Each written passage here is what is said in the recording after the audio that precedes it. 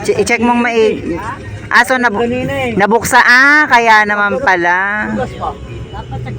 Oo. Doon niya nilagay. Kawawa si kuya, nanginginig tuloy siya sa ano.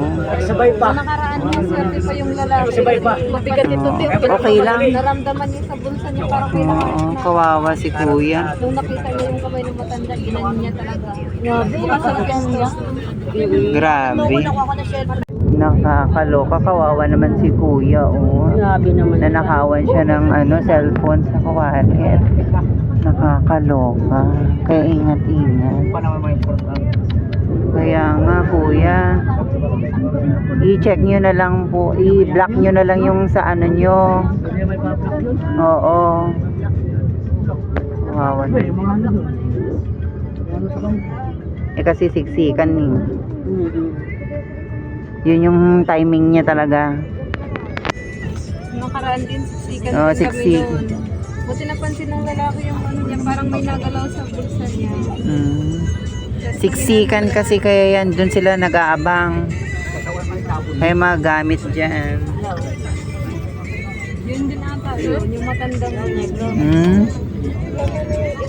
Kawawa naman tuloy si kuya. Pagsakay namin kanina, may hawak to, may hawak. Bakit ka ba? Kaya nga kawawa. Akin ay hawak Oo, mo. kawawa, nawala yung cellphone. Ano ko na yun, pag ganyan itong siksikan. Bag ko nakababa. Ano pa? Nakabag, uuwi na ako. Ang dami kasing taong siksikan, kaya nawala talaga yung madudukutan ka talaga dito At saka takip, oo, madudukutan ka talaga sa dami ng ano. Diktikan hindi mo makita. Correct. Oo, diba? Ang daming tao. Kawawa naman si kuya. Tumawag negro. Tingnan mo sa CCTV nila kung makikita. Hayaan mo na kuya. Magpa sa Diyos mo na lang yun. Sa kanya na. Kawawa naman.